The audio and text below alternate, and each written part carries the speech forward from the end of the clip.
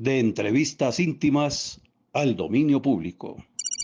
Es un hecho, ya está al aire Mesa Capital, nuestra franja de opinión 2021 que se emite de lunes a sábado entre las 8 y las 9 de la noche. Se le ha denominado Mesa para expresar la idea de que en este sistema de comunicación pública todas las voces tienen un puesto, para analizar, debatir y opinar sobre la realidad local, nacional e internacional. Como ha dicho Ana María Ruiz, gerente de Capital, las voces de Mesa Capital y la de sus invitados van a decir lo que muchos hoy queremos escuchar.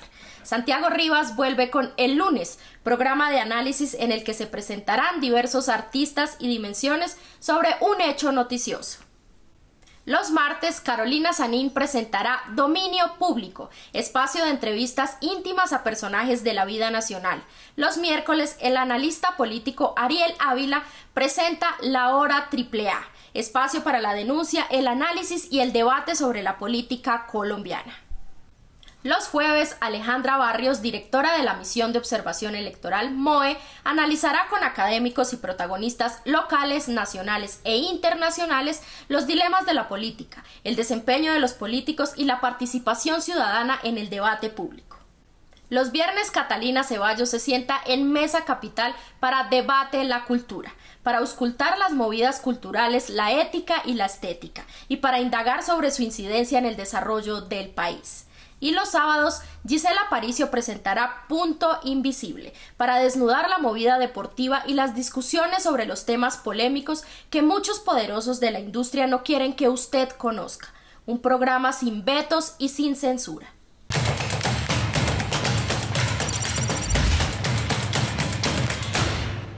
Carolina Sanín, bienvenida a Capital y en particular a este programa de la Defensoría de Audiencias. ¿Cómo está? Muchas gracias, buenos días, bien. El propósito de esta conversación con usted, Carolina, es que nos ayude a entender, a su juicio, de qué manera el espacio de opinión que usted va a presentar y a conducir aquí en Capital puede contribuir a garantizar la libertad de expresión y el derecho a la información que tenemos quienes vemos el canal y seguimos las redes y plataformas digitales. ¿Por dónde empezamos? Quizá por conocer las expectativas que usted misma se ha dado frente a este espacio de opinión. Pues va a ser un espacio que realmente espero que no sea de opinión, espero que sea de muchas cosas antes que de opinión. Ajá. Va a ser un espacio en el que yo trataré de comentar sobre distintos aspectos de la vida y no necesariamente coyunturales, no necesariamente de la actualidad nacional. Y de hecho será más poco sobre eso que sobre otras cosas. Esa será una parte del espacio y la segunda parte será una entrevista, una sola entrevista a una persona en la que el foco no será un tema a debatir ni tampoco un objeto para informar, para que se informe sobre él, sino que el tema será la persona a la que entreviste. Entonces espero que el punto de esas entrevistas sea conocer a ciertas personas y cómo hablan sobre sí mismas. Y eso será. Y en cuanto a lo que preguntabas, sobre cómo puede contribuir a la garantía de la libertad de expresión, pues simplemente creo que las personas cuando hablan de sí y cuando tratan de construir a partir de lo que creen tener dentro o quieren tener dentro un objeto para mostrar, pues esa es la verdadera expresión, ¿no? Tendemos a confundir libertad de expresión con libertad de opinión, no es exactamente lo mismo, ambas existen y ambas pues son libertades garantizadas, pero me interesa más esa manera como una interioridad puede ponerse afuera y eso quiero buscar con las entrevistas. Pero va a ser más una exploración de una historia de vida que pueda Sí, resultar pues, inspiradora para todos nosotros. sí, una inspiradora. Simplemente vamos a conocer, a conversar con gente y a conocer a personas y a tratar de tener la intuición de que no es lo mismo una persona que un personaje, ¿no? De la complejidad de las personas. Entonces, quiero hacer entrevistas para conocer a las personas. Una entrevista es una manera de relacionarse también, una manera de hablar y una manera de tener en cuenta a otro. Y eso es lo que me interesa, ¿no? El debate, desde luego no las planteo para nada como debates, ni la polémica, ni ninguna de estas palabritas que aparentemente tanto le gustan a la gente. Qué interesante esa diferenciación que ha hecho usted, Carolina, entre un personaje y una persona. Pues supongo que algunas de las personas que invitaré serán anónimas o anónimos, pero igual la mayoría serán personas conocidas por algo, por alguna acción pública, ya sean políticos o educadores o artistas, autores de libros, etcétera, simplemente porque serán personas que yo conozca por algo y que sabré de qué hablar con ellas.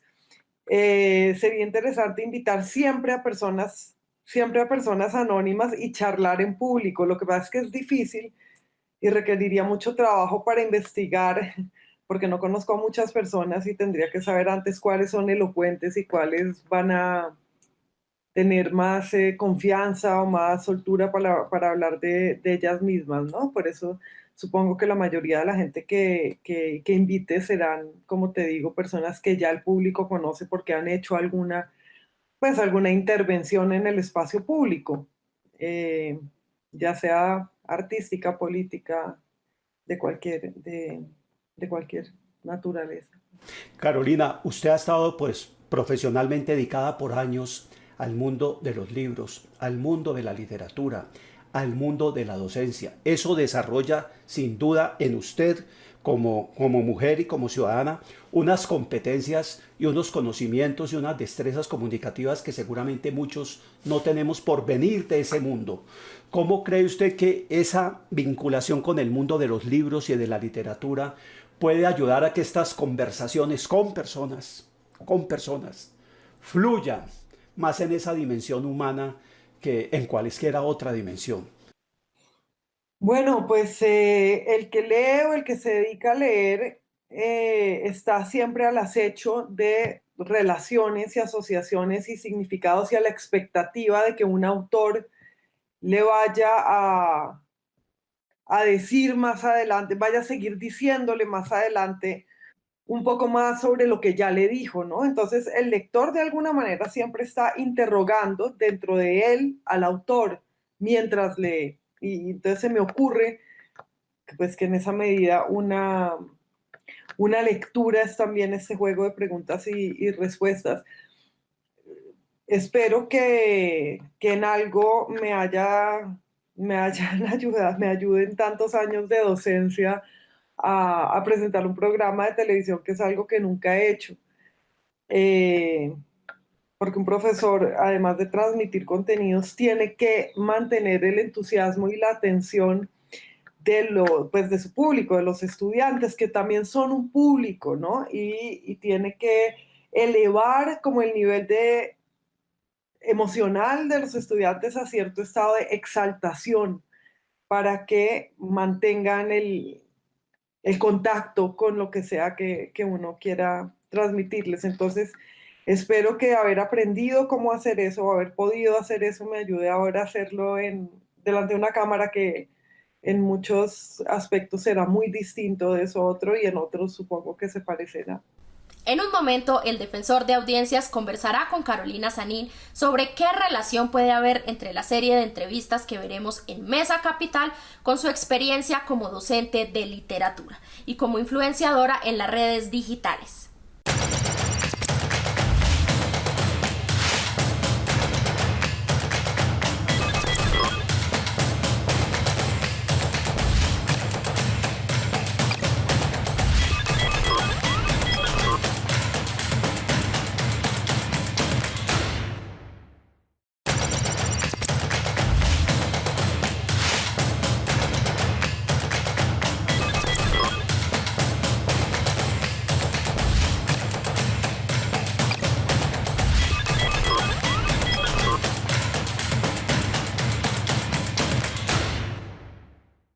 Usted viene también de ser una figura pública, porque usted es un activista en redes, es una persona que genera polémica, es una persona que fija posiciones muy claras, y usted de alguna manera pues también ha ido desarrollando esas destrezas de comunicarse con, responder a, interlocutar con, a través de las redes digitales. ¿Se ha hecho alguna expectativa del papel que estas redes puedan jugar en esa comunicación de esa persona con la que usted conversa y con los potenciales televidentes o con las audiencias en plataformas y redes? Pues esa es una buena pregunta que podría contestar como el departamento dedicado a la dimensión digital de esta franja de opinión. Yo tengo el propósito de participar cada vez menos en las redes sociales. Es un modo de interacción política del que desconfío cada vez más, política y social, pues. Así que desde hace ya unas semanas estoy participando muy poco en las redes sociales y espero que eso siga así. Eso sí, cuando vaya a entrevistar a alguien, revisaré sus redes sociales porque es parte de su expresión y entenderé o me enteraré de cosas acerca de mi entrevistado a través de sus redes sociales. Pero por otra parte sí, tengo entendido que va a haber hay un componente digital de estos programas de la Franja de Opinión, pues de Mesa Capital, de la Franja de Opinión de Canal Capital, y vamos a estar haciendo a veces pues algunos recortes del programa semanal para transmitirlo por vías digitales, transmitirlos y vamos a estar haciendo de pronto algún contenido extra en algún momento dado para transmitirlo por allí también. De hecho, Capital aspira a no seguir siendo un canal clásico de televisión, sino que se va a meter mucho en el mundo de las redes y es bueno empezar a introducir estas reflexiones sobre las redes, el periodismo, la opinión, la libertad, etcétera. Sí, pues a mí me pareció muy tarde porque era muy obvio desde hace mucho tiempo que no es el lugar para transmitir algunos contenidos con sutileza o con cierta complejidad. Y parte de la trampa es la limitación de caracteres que definen cualquier expresión del pensamiento en los términos en que lo transforman, perdón, a los términos en que se expresaría en la publicidad o en las consignas, ¿no? Que son estas frases muy cortas y efectivas. Si uno no quiere pensar en consignas, si realmente no tiene como objetivo principal que otro adhiera a lo que acaba de decir y lo haga suyo y entonces se forme alrededor de eso una comunidad ideológica. Creo que si ese no es el objeto, este tampoco es el medio, sobre todo Twitter, ¿no? Se han hecho cosas en Twitter, digamos, más profundas de contenido, se han hecho lecturas, participé en una lectura de la Odisea hace un par de años, por ejemplo, el año antepasado, pero es forzar el discurso que no le corresponde a esa medida de las palabras y embutirlo en ese formato y convertirlo también a esa brevedad que se ajusta a, como digo, a intereses proselitistas o publicitarios y no necesariamente a otras actividades de la mente, ¿no? Entonces creo que en vez de tratar de ajustar lo que uno piensa a ese formato, pues lo puede pensar y decir en otros formatos, y eso fue parte de lo que me animó a aceptar este trabajo en Canal Capital y poder tener allí un monólogo semanal en el que pueda extenderme sobre lo que quiera hablar y no seguir dándole a Twitter y insistiendo en que entienda cosas, personas que no quieren entender nada, sino que quieren o unirse a opiniones o hacer eco de opiniones y simplemente me aturdió y me pareció un aturdidero. Llegó un momento en que me pareció que todo era muy falso, pues, muy aturdidor. Además de esa consideración, yo justamente quería preguntarle, Carolina, ¿qué le hace sentir como, ¿cómo llamar eso? Como esa sensación de chéveridad de poder venir a participar de esta experiencia en Capital, además de este factor que nos ha señalado?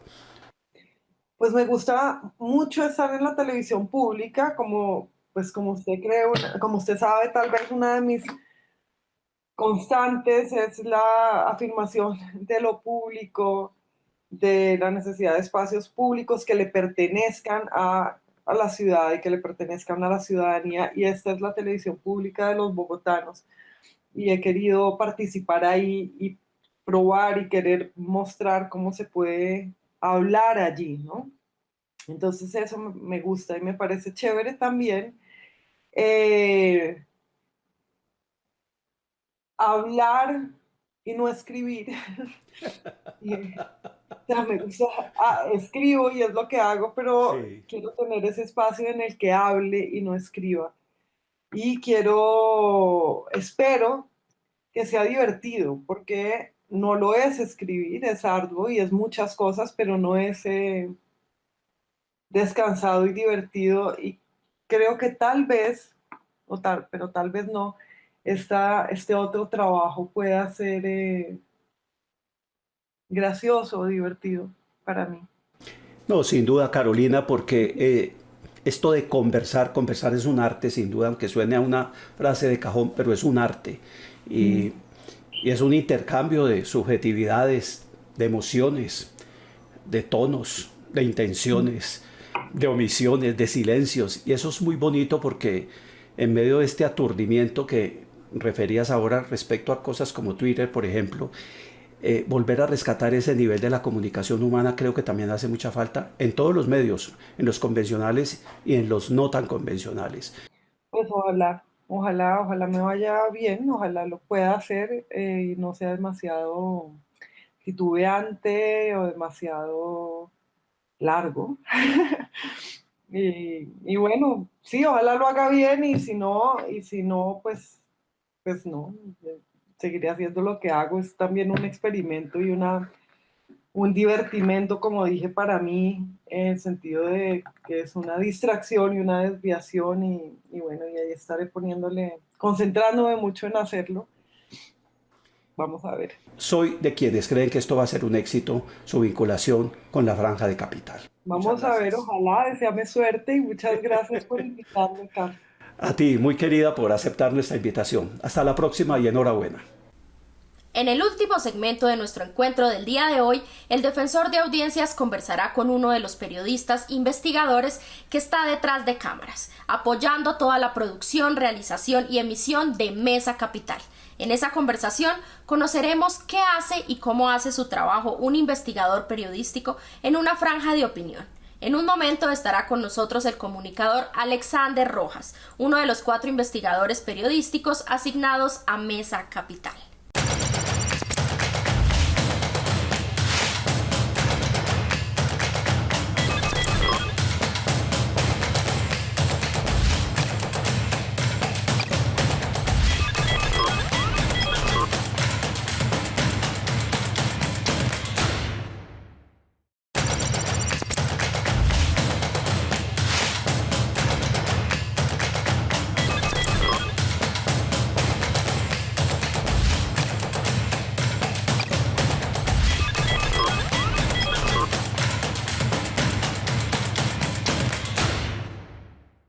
La idea de conversar contigo, Alexander, es que nos entregues a las audiencias y a mí mismo un retrato lo más breve posible de qué hace un investigador en un programa tan específico como este. ¿Por dónde arrancamos? Lo primero es entender la idea del director o la directora del programa. ¿Cómo quiere ella o él su programa? ¿Cuál es el formato? ¿Cuál es el sello característico? Porque cada uno de ellos va a tener un formato y un sello característico totalmente diferente, y eso es lo bueno de esta franja de opinión. Hay algo que pues hay que entender, que programas como los de Santiago Rivas y programas como los de Ariel Ávila, que son unos programas mucho más de actualidad, de lo que pasa en Colombia y lo que pasa en la capital día a día o semana tras semana, esta franja, esta parrilla que se arma, pues a la final puede ser que no salga ninguno de los programas que se tenía pensado, porque todas las semanas pasa algo extraordinario y pues toca cambiar el tema, ¿sí? Pero otros programas, tal vez como los de Carolina, o como los de Giselle, que es deporte, o como los de Catalina, que es cultura, son programas un poco más planeados, más estructurados, y pensados obviamente en que el televidente se informe, el televidente conozca la idea que quiere transmitir el director, y razón por la cual tienen un trabajo de trasfondo, digamos, con mucho más tiempo, ¿sí? Entonces, esas son las características diferenciadoras, pues, de cada programa. Cuando hablamos, por lo menos, del programa de Carolina Sanín, ella va a tener siempre un invitado, ¿sí? Y el tema de ella va a ser su invitado, ¿sí? Entonces, ella inicia con un monólogo, un tema, pues, específico del que ella quiera intervenir, pero luego, en efecto, vamos a pasar con el invitado. ¿Y qué es lo que hace el periodista de investigación en este caso? Pues busca el perfil del invitado, contacta al invitado, confirma al invitado, obviamente se asegura que el invitado llegue aquí a la hora que hay que grabar, el día que hay que grabar, el día que vamos pues a salir a escena, obviamente. Y pues obviamente todo este trasfondo del perfil de quién es el invitado, qué ha hecho el invitado, con qué trabajo ha realizado el invitado, sí, es lo que hace y es lo que busca pues el periodista de investigación. Pero sí, esto es solo para Carolina. Pues si hablamos de otros programas, ¿sí, Carlos? Tomemos un ejemplo. Carolina nos alcanzó a contar que uno de sus primeros invitados era el rector de la Universidad de los Andes. Así exactamente. Es, sí, entonces, ella tiene ese interés en hablar con él. Pero sí, con el rector de la Universidad de los Andes se pueden hablar 8.000 temas. Hubo un consejo de redacción donde no se puede hablar de los 8.000 temas. Nos vamos a ir por aquí, por aquí, por aquí, por aquí, por aquí. Entonces, tal cual. Eso es una conversación larga que se tiene en el consejo de redacción. Nosotros lo que hacemos es, en efecto, como tú comentas, hacer el consejo de redacción con cada director. No lo hacemos, pues, digamos, con los 6 directores, sino cada director tiene su propio consejo de redacción, su propio consejo, pues, editorial, en el que hablamos sobre cómo se va a estructurar ese programa, ¿verdad? Y sobre qué se va a centrar, pues, el programa. Entonces, si hablamos en el ejemplo, pues, puntual de Carolina Sanín con el rector de la Universidad de los Andes, Alejandro Gaviria, lo que hicimos fue, primero, entonces, hacer la investigación del perfil. ¿Y qué dijo Carolina que era lo que le interesaba que los televidentes conocieran de Alejandro? Carolina dijo puntualmente que lo que quería era que conocieran a Alejandro en su vida, digamos, un poco más personal, ¿sí? Y no lo que está haciendo ahorita en la Universidad de los Andes, o lo que la Universidad de los Andes va a hacer en este año, o no. Lo que Carolina quiere en este momento es que, pues, conocer un poco más el ámbito de Alejandro como persona, individuo, ¿verdad? Y nos basamos en ello. Y obviamente Alejandro tiene mucho tema, pues, para hablar personalmente, empezando porque hace unos años, como todos sabemos, Alejandro tuvo cáncer, y pues del cual es un tema obviamente muy difícil de tocar, pero que probablemente se vaya a tocar, para que Alejandro nos hable de cómo fue esa experiencia, qué tanto lo cambió. Él escribió un libro sobre ello, entonces sí, probablemente también hablaremos del libro, y más o menos es eso. Entonces, para que los televidentes sepan que en efecto podemos hablar de los Andes, podemos hablar de lo que él hizo como ministro de Salud, porque también fue ministro de Salud 6 años, o podemos hablar de Alejandro, de esta vida personal de Alejandro, que es lo que pues prácticamente muchas personas desconocen, porque pues Alejandro ha salido a hablar en efecto con sus papeles y roles muy definidos de la vida pública, pero poco ha hablado sobre su vida personal, y esa es la visión de lo que quiere Carolina contar. Entonces es muy en ejemplo puntual de lo que vamos a hablar con Carolina, muy al contrario de Ariel. Por lo menos Ariel está planteando que el primer programa de él sea sobre las vacunas y el COVID, ¿verdad? Sí. Entonces el trasfondo de investigación de hablar de vacunas y COVID en un escenario como el presente, como el actual, pero la realidad es que por lo menos para este programa no podemos trabajarlos con tanto tiempo, porque son cifras y datos que cambian diariamente. Claro. Los números de contagiados de COVID cambian todos los días, y los números de vacunados de COVID cambian todos los días, porque todos los días en un país pues vacunan más y se contagian más en otro, y así. Claro. Entonces, estas cifras y estos datos realmente los vamos a tener que trabajar casi que en caliente y vamos a tener que trabajar este material de apoyo, estos gráficos, estos BTRs o estos videos pregrabados, pues prácticamente que 2 días antes o un día antes y volver a corregirlos el día en que se va a grabar, el día en que va a salir al aire, porque esos datos van a tener que cambiar. Claro. Entonces digamos que la lógica del programa sí cambia un poco y el trabajo pues digamos sí es un poco diferente. Alexander, en el caso del COVID para el programa de Ariel, pues uno consultará a la Organización Panamericana, a la Organización Mundial, las cifras que ha dado el gobierno, los expertos, los epidemiólogos, la Universidad de Johns Hopkins, etcétera, etcétera. Pero en el caso de Alejandro Gaviria, para saber de su vida, además del libro y de lo que sabemos que tuvo un cáncer y que fue ministro, uno cómo diablos se pone a investigar, ¿con quién? ¿Con los amigos, con la esposa, con los hermanos, con los hijos, con quién?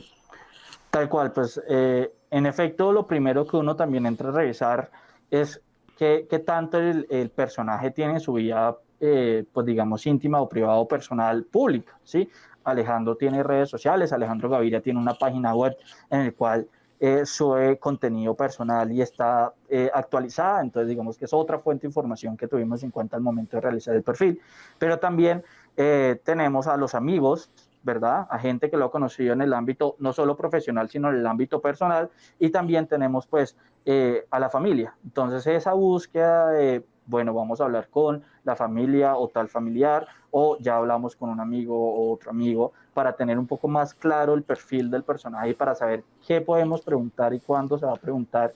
Es lo que se hace pues justo en el caso de Alejandro o en los casos de los otros invitados que vamos a tener con Carolina Zenin. Un ejemplo, la segunda invitada va a ser Andrea Padilla, ella es animalista y actualmente es concejala y justo se hizo el mismo proceso, se está haciendo obviamente todo este proceso porque pues ella va a ser la segunda invitada, entonces estamos en la construcción del perfil de ella, de hablar con los amigos, de hablar incluso con gente que ha trabajado con ella, que está trabajando con ella en el consejo. Digamos que ese también es el trabajo que se hace, muy contrario a lo que se hace con Ariel o muy diferente a lo que se hace con Alejandra Barrios o muy diferente a lo que se hace con Giselle o lo que se hace con Santiago Rivas realmente. Antes de entrar a grabar, supongo, o durante todo el proceso, hay varias comunicaciones telefónicas con, en este caso con Carolina y con Ariel y demás. Mire, conseguí esto y esto, pero toda esa información tiene que ser muy sintética. Tú te sientas en el computador y haces un mini resumen como una ficha, una ayuda de memoria con una ruta más o menos de cómo pueden ser los tiempos y los temitas que se van a ir tocando con, en la entrevista, con una guía, digamos, que ya tenga a mano. Por supuesto, realmente, aparte de los 4 periodistas de investigación, el equipo de producción está encargado, en efecto, de estar siempre trabajando en llave con nosotros y con los directores. Es decir, está Patricia, que es la productora general, y está Carolina y Juan Camilo, que son los productores pues asistentes, que siempre están ahí pendientes de, bueno, listo, ya tenemos el invitado, ya tenemos el tema, ya tenemos la ruta, ahora sentémonos y organicemos el paso a paso del programa con la primera intervención dura 5 minutos, luego de los 5 minutos vamos a cortinilla, luego de esta cortinilla cortamos, luego volvemos con grúa, la grúa dura 2 segundos, luego volvemos, cortamos, cámara Carolina, Carolina hace la primera pregunta, cámara Alejandro, Alejandro responde y damos un supuesto de tiempo de lo que Alejandro podía demorarse en responder. Que a la hora de realidad, cuando estemos al aire, puede ser que Alejandro se nos demore el doble o se nos demore la mitad. Y entonces es ahí cuando estábamos en el máster todos sufriendo y diciendo, no, Carolina, tienes que improvisar otra pregunta porque el tiempo, todavía nos falta tiempo. O Carolina, tienes que cortar ya, no alcanzaste a hacer las últimas 2 preguntas porque ya se nos acabó el tiempo. Entonces esa es la realidad de la televisión y en efecto el equipo de producción ha estado poniéndose la 10 para trabajar conjuntamente con nosotros y obviamente con los directores. Te agradezco mucho, enhorabuena y muchos éxitos. Estaremos QAP, como se dice, siguiendo la producción de Mesa Capital en este 2021. Hasta la próxima, Alexander. Hasta la próxima, Carlos, y a todos los televidentes, no se olviden, de 8 a 9 de la noche por Canal Capital, Mesa Capital. Y así termina nuestra conversación del día de hoy. Pero no olviden escribirnos sus comentarios, preguntas o sugerencias al correo electrónico ccapital@canalcapital.go.co. Nos vemos el próximo sábado.